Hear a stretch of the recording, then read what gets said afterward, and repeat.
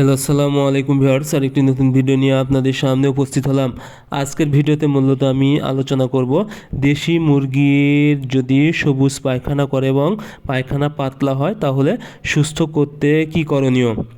আপনারা যারা দেশি মুরগি পালন করে থাকেন, অনেক সময় দেখা যায় দেশি মুরগির কিন্তু পায়খানা অনেক পাতলা হয় এবং পায়খানা সবুজ হয়।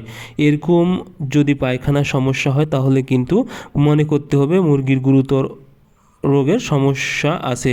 সেক্ষেত্রে মুরগিকে দ্রুত সুস্থ করা অত্যন্ত জরুরি।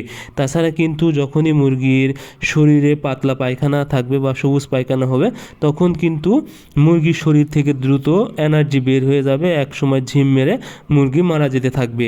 এই জন্য আপনাদেরকে অবশ্যই এই পাতলা পায়খানা সুস্থ করা অত্যন্ত জরুরি। আপনারা যদি মুরগির পাতলা পায়খানা হয় বা সবুজ পায়খানা হয়, সেক্ষেত্রে আপনারা প্রথম অবস্থায় প্রাকৃতিকভাবে বা আপনারা ঘরোয়াভাবে ট্রিটমেন্ট করবেন।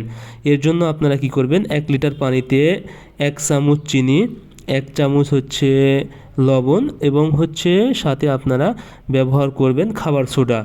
এই 3টা মিক্সার করে একটা স্যালাইন বানাবেন এবং আপনারা ব্যবহার করতে পারেন এর সাথে বেলের গুঁড়া। এর সাথে যদি আপনারা দিয়ে মুরগিকে খাওয়াতে পারেন, আশা করি 1 চামচ যদি খাওয়াতে পারেন, আশা করি আপনাদের মুরগি একদম সুস্থ হয়ে যাবে। আপনারা মূলত 10 মিলি করে সিরিঞ্জ দিয়ে প্রতিদিন 10 মিলি করে যদি একটি মুরগিকে খাওয়াতে পারেন, আশা করি আপনাদের মুরগির পায়খানাজনিত যে কোনো ধরনের সমস্যা একদম ঠিক হয়ে যাবে এবং মুরগি কিন্তু সুস্থ হয়ে যাবে। তবে অবশ্যই আপনাদের যে মুরগির এই সমস্যাটা হবে, অবশ্যই আপনারা মুরগিকে আলাদাভাবে রাখবেন। কারণ এই রোগটা কিন্তু যখনই একসাথে পানি বা খাবার খাবে, তখন কিন্তু এই রোগটা সুস্থ মুরগির শরীরে ছড়াবে বা সুস্থ মুরগির কিন্তু এই সমস্যাটা হয়ে যাবে। এজন্য অবশ্যই আপনারা অসুস্থ মুরগি বা রোগে আক্রান্ত মুরগিকে আলাদা করে এই ওষুধগুলো খাওয়াবেন। এবং যদি 24 থেকে 48 ঘন্টা পরে এই ডোজ দিয়ে যদি মুরগি সুস্থ না হয় বা প্রচণ্ড পাতলা পায়খানা বা রক্তের মতো পায়খানা হয়, তাহলে অবশ্যই আপনারা ভেটেরিনারি দোকান থেকে ওষুধ সংগ্রহ করবেন। এর জন্য আপনারা ওষুধ ব্যবহার করবেন অ্যাম্প্রোলিপি 1 গ্রাম 1 লিটার পানিতে এবং সাথে সিপ্রোফ্লক্সাসিন 1 মিলি 1 লিটার পানিতে 3 দিন। আশা করি আপনাদের মুরগি খুব দ্রুত সুস্থ হয়ে যাবে।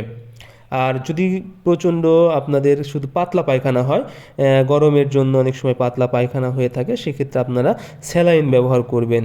আর রক্তের মতো পায়খানা করলে বা আমশা জাতীয় প্রবলেম যদি হয়, অর্থাৎ সাদা স্যাঁতসেঁতে পায়খানা থাকলে, সেক্ষেত্রে অ্যাম্প্রোলিপি এবং সিপ্রোফ্লক্স ব্যবহার করবেন।